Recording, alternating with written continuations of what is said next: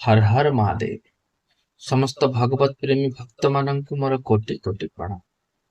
ए कली जुगरे मनुष्यंकर चित्त शुद्धि करने पाई शिव महापुराण हूँ एक सुंदर मार्गदर्शक। ए कौन सी संदेह ना जो बुद्धिमान मनुष्यंकर पूर्व जन्म किसी विशेष पुण्य रही थाए से महान भाग्य संपन्न मनुष्य को ही पुराण रे प्रीति होता है। तेज बहुत लोक मन में गोटे प्रश्न प्रायतः आसी थाए जे शिव मार्गर पथिक जे शिव नाम प्रीति रखिंट प्रभुंकर तो अगणित नाम कौ नाम जप कर। पूज्य प्रेमानंद महाराज तथा अनेक लोकंकर मत सांब सदाशिव जप करंतु। किछि लोकन को अन्य नाम भल लगुच आउ किछि लोकन मन रे जिज्ञासा रही प्रभुंकर तो अनेक नाम अनेक जुगल नाम रही केवल सांब सदाशिव कहीं कह अधिकांश साधक साधिका यही नाम कहीं जप कर बुझीबार अच्छी ये नाम कौन काल्पनिक नाम नुह बिना कौन कारण न थी जप करने कथा कहुनि। जदियो नाम जपरे कौन गुरु दीक्षार आवश्यकता नहीं तथापि शैव भक्ति मार्ग में बहुत गुरुजन यही जुगल नाम को कहीं बाजी यही नाम कहीं दीक्षा दौरान। आद्य गुरु शंकराचार्य यही नाम एक गुरुत्वपूर्ण स्तोत्र रचना कर कि बारंबार यही नाम रही।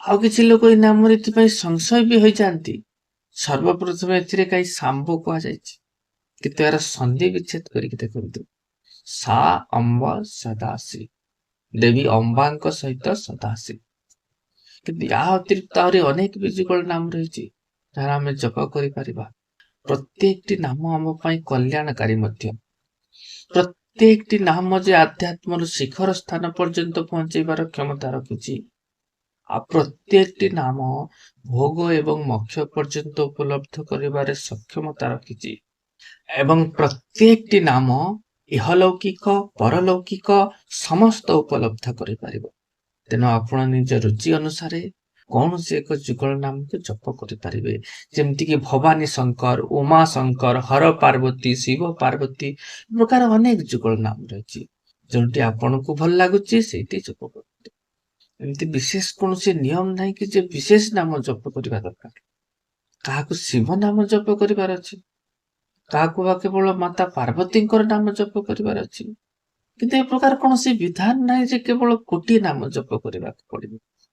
शिव पुराण अनुसार 2 अक्षर विशिष्ट शिव नाम ही केवल समस्त उपलब्धि करार क्षमता रखी था भोग मोक्ष समस्त मनोकामना पूर्ण कर दे पारे। शिव महापुराण रे जो शिव नाम विश्लेषण करा जायछि शिवम नित्यम सुखमानंदम ईकार पुरुष स्मृत बकार शक्ति नमृतम मेलिनम शिव उच्यते अर्थात सकार बा स अक्षर होछि नित्य सुख एवं आनंद ईकार अर्थ होछि परम पुरुष एवं बकार होछि आदि शक्ति मां जगदम्बा तेने सी ई ब मिलन होचंती शिव अर्थात के यदि केवल शिव शिव उच्चारण करुचंती मानसिक रूप से जप करुचंती एक संगरे आपण शंकर सहित उमा को मध्य जप करुचंती जार परिणाम स्वरूप सोम नित्यम सुखमानंदम हृदय नित्य सुख एवं आनंद प्रस्फुटित हो किंतु ये नाम नेबा संगे संगे जार प्रभाव देखा मिल सेमिति किछि नुह बहुत गंभीर प्रसंग या बुझा चेष्टा करंतु। शिव महापुराण तो वर्णना कही कि थरे शिव नाम कहबारे एते पाप विनष्ट होता है सेते पाप जड़े जीवन रे करि परिबनि किछि लोक तो पूरा जीवन शिव शिव करुचंती काई तांकोटी कोनोसी दिव्यता देखा मिलुनी तेबे यार सीधा कारण होता है शिव नाम रूपी औषधि तो सेवन करुचंती किंतु कुमार को छाटु नांती। कुमार्गर अर्थ पर निंदा पर चर्चा पर पीड़न मिथ्या संभाषण अश्लील संभाषण परस्वहरण व्यभिचार अभक्ष्य भक्षण एगुड़िक जे पर्यंत छाड़ी नांती नाम जपर प्रभाव देखा पाइबेनि। जमती आपण केबे कोनोसी डाक्तर पाखक जाइचंती डाक्तर परामर्श देइचंती औषध सेवन करने सहित नियम पालन करने पड़िबो ए खाद्य ग्रहण करें एमती जीवनचर्या पालन करेंगे तेबे जाइए औषध काम दब ठीक से प्रकार नाम जप करने सहित ପବିତ୍ର ଆଚରଣ, ବାଣୀରେ ସଂଯମତା, ଜୀବନଶୈଳୀ, ଖାଦ୍ୟପେୟରେ ପବିତ୍ରତା, ସମସ୍ତ କିଛି ଦରକାର ଅଛି।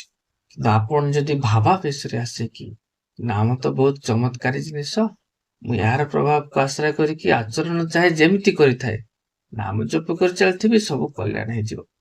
ପ୍ରଥମେ ଆପଣ ଜଣେ ଡାକ୍ତରଙ୍କ କଥା ଭାବନ୍ତୁ। ସେ ଆପଣଙ୍କୁ ଯୋଉ ଔଷଧି ଦେଇଛନ୍ତି ଆପଣ ସବୁ ସେବନ କରୁଥିବେ, କିନ୍ତୁ ଯୋଉ ଜିନିଷ ଆପଣଙ୍କୁ ଛାଡିବାକୁ କହିଛନ୍ତି, ଯୋଉ ନିୟମ ପାଳନ କରିବାକୁ କହିଛନ୍ତି, କହିବେ ମୁଁ ତାକୁ କରିବିନି। ଡାକ୍ତରଙ୍କୁ କହିକି ଦେଖନ୍ତୁ, ସେ କଣ ଉତ୍ତର ଦଉଛନ୍ତି ଆପଣ ନିଜେ ଜାଣିନେବେ। ସଫା ମନା କରିଦେବେ କି ଆପଣ ଯେତେ ବି ଔଷଧ ଖାଆନ୍ତୁ, ନିୟମ ପାଳନ ନ କରିବେ ତ ଭଲ ହବନି। କେହି ବି ଡାକ୍ତର କହିବେନି ଯେ ଔଷଧ ଖାଇ ଚାଲ ଆଉ ଯାହା ଇଚ୍ଛା ସେୟା କର, କେବେ ରୋଗ ଭଲ ହବ। ଠିକ ଏଇ ନିୟମ ଆଧ୍ୟାତ୍ମରେ ମଧ୍ୟ କାମ କରିଥାଏ। ସମସ୍ତେ ଏଠି ଭବ ରୋଗରେ ପୀଡିତ, ଆଉ ଭବ ରୋଗର ଡାକ୍ତର ହେଉଛନ୍ତି ଗୁରୁଦେବ। ତେଣୁ ଏଇଥିପାଇଁ କି ଶାସ୍ତ୍ରରେ କୁହାଯାଇଛି, ସଦ୍ଗୁରୁ ବୈଦ୍ୟ ବଚନ ବିଶ୍ୱାସ ସଂଯମୟ ହନ ବିଷୟ କି ଆଶା। ସଦ୍ଗୁରୁଙ୍କର ବଚନକୁ ଡାକ୍ତରଙ୍କର ଔଷଧି ସମାନ ଗ୍ରହଣ କରନ୍ତୁ। ତା ସଂଯମ ତ ଏମିତି ରହିବା ଦରକାର, ବିଷୟ ଭୋଗର ଆଶା ନ ଆସୁ। ଚିନ୍ତନ କି ଦର୍ଶନ ତ ବହୁତ ଦୂରର କଥା। ଯେବେ ଆମେ ପବିତ୍ର ଜୀବନଶୈଳୀ, ପବିତ୍ର ଆଚରଣ ପାଳନ କରିବା, ହୃଦୟରେ ଏକ ଦିବ୍ୟତା ପ୍ରକଟ ହୁଏ ଏବଂ ସେ ଦିବ୍ୟତା କାରଣରୁ ଆମ ଭିତରେ ଏକ ବଳ ମଧ୍ୟ ଜାଗ୍ରତ ହୋଇଥାଏ। ସେ ବଳ ହିଁ ଆମକୁ ରାସ୍ତାରେ ଆଗକୁ ବଢିବା ପାଇଁ ଶକ୍ତି ପ୍ରଦାନ କରିଥାଏ। ଏ ବଳକୁ ସମସ୍ତେ ଏକତ୍ର କରିପାରନ୍ତିନି। ଏଥିପାଇଁ କି କିଛି ଦିନ ପରେ ଆଧ୍ୟାତ୍ମ ମାର୍ଗରୁ ହଟିଯାଆନ୍ତି। ଧୈର୍ଯ୍ୟର ଅଭାବ କାରଣରୁ ହଉ ଅଥବା କୌଣସି କାରଣ ଯେତେବେଳେ ଅଶ୍ରଦ୍ଧା ଉତ୍ପନ୍ନ ହୋଇଯାଏ, କୁହନ୍ତି କି ଏସବୁ ମୋ ପାଇଁ ନୁହଁ, ନାମ ଜପ, ଏ ସାଧନ ଭଜନ, ଏ କୋଉ ସାଧୁ ସନ୍ଥଙ୍କ କାମ ହେଇଥିବ। ଧୀରେ ଧୀରେ କି ବିଶ୍ୱାସ ଉଠିଯାଏ। କେବେ ଅବିଶ୍ୱାସ କରନ୍ତି ନା ଆଉ କେବେ ଚେଷ୍ଟା କରିବା ଛାଡି ଦିଅନ୍ତି। ଭାବନ୍ତିନି କି ଦୁନିଆରେ ଏତେ ଲୋକ କାହିଁକି ନାମର ଗୁଣ ଗାଉଛନ୍ତି, ଏମାନେ କିଛି ତ ପ୍ରାପ୍ତ କରିଥିବେ, ନହେଲେ କାହିଁକି କରୁଛନ୍ତି। ଯଦି ଆପଣ ଭାବୁଛନ୍ତି କି ନାମ ଜପରେ ହବନି ମନ୍ତ୍ର ଜପ କରିବି, ମନ୍ତ୍ର ଜପରେ ହେବନି ଯଜ୍ଞ ଅନୁଷ୍ଠାନ କରିବି, ଯଦି ଏଇ ପ୍ରକାର ବିଚାରଧାରାରେ ପଶି ଯାଉଛନ୍ତି, ବିଶ୍ୱାସ କରନ୍ତୁ, ହିମାଳୟରେ ଯାଇକି ଗଡ ଉପରକୁ କରିକି ବୋଲେ ତପସ୍ୟା କରିନିଅନ୍ତୁ, ଛୁଚି ଅଗ୍ର ସମାନ ବି ଫଳ ପ୍ରାପ୍ତି ହବନି। କାହିଁକି ଯିଏ ନାମରେ ଅଶ୍ରଦ୍ଧା କରିଛନ୍ତି, ନାମରେ ଶ୍ରଦ୍ଧା ଆସିନି ତ କିଛି କରିପାରିବେ। ହନୁମାନଙ୍କୁ ଦେଖନ୍ତୁ, ରାମ ନାମ ଗାଇକି ରାମକୁ ବଶ କରିନେଲେ। ନାମରେ ଶ୍ରଦ୍ଧା ଆସିବା ସବୁଠୁ ପ୍ରାଥମିକ ଯୋଗ୍ୟତା ହୋଇଥାଏ, ଯାହା ଭିତରେ ରହିବା ଦରକାର। ଯଦି ଆପଣଙ୍କ ଭିତରେ ଏତିକି ଗୁଣ ଆସିନି, ବହୁତ ନାମ ଜପ କରନ୍ତୁ, ଏତେ ଜପ କରନ୍ତୁ କି ନାମରେ ଶ୍ରଦ୍ଧା ଆସିଯାଉ। ନାମ ଯେତେବେଳେ ଆରମ୍ଭ କରିବେ ତ ଆପଣଙ୍କୁ ପ୍ରଥମ ନାମରୁ ହିଁ ପ୍ରଭାବ ଆରମ୍ଭ ହେଇଯିବ। ପ୍ରଥମେ ଯେତେବେଳେ ଆରମ୍ଭ କରିବେ ମନ ଭଟକିବ, କିନ୍ତୁ ମନ ଭିତରେ ଯେ ଏତେ ଅଳିଆ ଭରିକି ରହିଛି, ସଫେଇ ହେବା ପାଇଁ କିନ୍ତୁ ଟିକେ ସମୟ ଲାଗିବ। ତ ଏଇଠି ଆମ ମନରେ ପ୍ରଶ୍ନ ଆସିଥାଏ କି ଯଦି ଶିବ ପୁରାଣରେ କୁହାଯାଇଛି ଥରେ ନାମ ଜପ କଲେ ଏତେ ପାପ ବିନଷ୍ଟ ହୁଏ କି ଜଣେ ଜୀବନରେ କରିପାରିବନି, ମୁଁ ତ ପ୍ରତିଦିନ 1000 ନାମ ଜପ କରୁଛି, ମୂଳ ଏହାର କାରଣ ଟିକେ ବୁଝନ୍ତୁ। ପାପ କଣ ଏଇ ଜୀବନରେ ବାକି ରହିଛି? ଅସ୍ତିତ୍ୱ କଣ ଏଇଠୁ ଆରମ୍ଭ ହେଇଛି? ଭାବିଛନ୍ତି କେବେ ଏ ବିଷୟରେ? ଅର୍ବ ଖର୍ବ ବର୍ଷ ହଉଛି ଏଇ ବର୍ତ୍ତମାନ ବ୍ରହ୍ମାଣ୍ଡର ବୟସ, କିନ୍ତୁ ଏ ଜୀବ ଯେବେଠୁ ଉତ୍ପତ୍ତି ହୋଇଛି, ସେବେଠାରୁ ନ ଜାଣି କେତେ ଥର ବ୍ରହ୍ମାଣ୍ଡ ବଣି ଚାଲିଛି, କେତେ ଥର ବିସର୍ଜିତ ହୋଇସାରିଛି। ଯେତିକି ପୁରାତନ ଈଶ୍ୱରଙ୍କର ବୟସ, ସେତିକି ପୁରାତନ ଆମ ଜୀବର ମଧ୍ୟ ବୟସ। ଏ କୌଣସି 10-20 ହଜାର କି 50,000 ଜନ୍ମର ହିସାବ ବାକି ନାହିଁ, ଅନନ୍ତ ଜନ୍ମର, ଅର୍ଥାତ୍ ଯାହା ଗଣନା ବି କରିହେବନି। ପ୍ରତ୍ୟେକ ଜନ୍ମର କର୍ମ ଜମା ହେଇକି ଅଛି। କିଛି ଭୋଗି ସାରିଛନ୍ତି, ଆହୁରି ଅନେକ ବାକି ରହିଛି। ବାକି ରହିଛି ବୋଲିକି ତ ଆମେ ଏଠି ଅଛନ୍ତି, ସରି ଯାଇଥିଲେ ତ ଆମେ ଉଦ୍ଧାର ପାଇସାରନ୍ତେ ନା, ମୁକ୍ତି ମିଳିଯାଆନ୍ତା। କିନ୍ତୁ ଆମେ ଏଠି କଣ କରୁଛେ? ଅର୍ଥ ରୋଜଗାର କରିବି, ଐଶ୍ୱର୍ଯ୍ୟ ବୈଭବ କମେଇବି, ପ୍ରତିଷ୍ଠା ମାନ ପ୍ରସିଦ୍ଧି କମେଇବି। ମଣିଷ ଦେହ ଏଥିପାଇଁ କି ମିଳିନି। ଯଦି ଅର୍ଥ ରୋଜଗାର କରିବା ପାଇଁ ମିଳିଛି ତ ଅର୍ଥ କମେଇକି ଆମେ କରିବା କଣ? ଆପଣ କହିବେ ଭୋଗ ସାମଗ୍ରୀ ଏକତ୍ରିତ କରିବା, ଏଥିରେ ହବ କଣ? ଜୀବନ ସୁଖରେ ବ୍ୟତୀତ ହେଇଯିବ, ଶେଷରେ ଆରାମରେ ବିଦାୟ ନେଇଯିବି, ଆରାମରେ ଦେହ ଛାଡିଦେବି। କିନ୍ତୁ ଏଇ ହିଁ ସବୁଠୁ ଭ୍ରମ। ଜଳୁଥିବା ନିଆଁରେ ଯଦି ଘିଅ ଢାଳିଦେବେ, କଳ୍ପନା କରିବେ କି ଅଗ୍ନିର ତାପ କମିଯିବ, କମିବ ନା ଆହୁରି ବଢିବ? କଦାପି ଚିନ୍ତା କରନ୍ତୁନି କି ଧନ ଅର୍ଜନ କରିବି, ଭୋଗ ସାମଗ୍ରୀ ଏକତ୍ର କରିବି, ପୁଣି ଏଥିରୁ ନିବୃତ୍ତ ହେଇଯିବ। କଦାପି ହେଇପାରିବେନି, ଆହୁରି ଫସିଯିବେ। ତ ଆମକୁ ଫସେଇବା ପାଇଁ କି ଉପାୟ, କୌଣସି ମୁକ୍ତ ହେବା ପାଇଁ କି ନୁହଁ। ଆମେ ପୂର୍ବରୁ ମଧ୍ୟ ଏ ବିଷୟରେ ଭିଡିଓ ବନେଇଥିଲୁ, ତ୍ରିଗୁଣାତ୍ମକ ଯୋଉ ମାୟା ରହିଲେ ସତ୍ଵ ରଜ ତମ, ଏଥିରେ ଯଦି କେହି ନିବୃତ୍ତ ହେବାକୁ ଚାହୁଁଛନ୍ତି, ତ୍ରିଗୁଣାତୀତ ବସ୍ତୁର ସାହାରା ନେବାର ଅଛି। ତ୍ରିଗୁଣାତୀତ ଯାହା ଚିଦାନନ୍ଦମୟ ହେଉଛି ପ୍ରଭୁଙ୍କର ନାମ। ଯେମିତି ଜଣେ ଦଲଦଲରେ ଫସି ଯାଇଥିବା ଲୋକ, ସେ ଯେତେ ବି ପ୍ରଚେଷ୍ଟା କରନ୍ତୁ ସେଠୁ ବାହାରି ପାରିବେନି। ଯେତେ ଅଧିକ ବଳ ପ୍ରୟୋଗ କରିବେ ସେତେ ଅଧିକ ଫସିଯିବେ।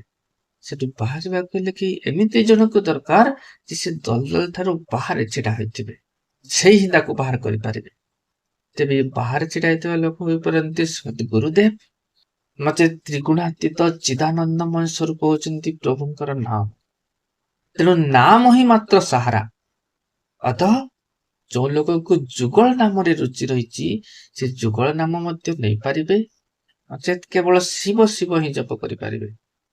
କେବଳ ଶିବ ଶିବ ଜପ କରୁଛନ୍ତି, ମନରେ ଇଏ ଭ୍ରମ ରଖନ୍ତୁନି କି ମାତା ପାର୍ବତୀଙ୍କୁ ସ୍ମରଣ କରୁନାହାନ୍ତି।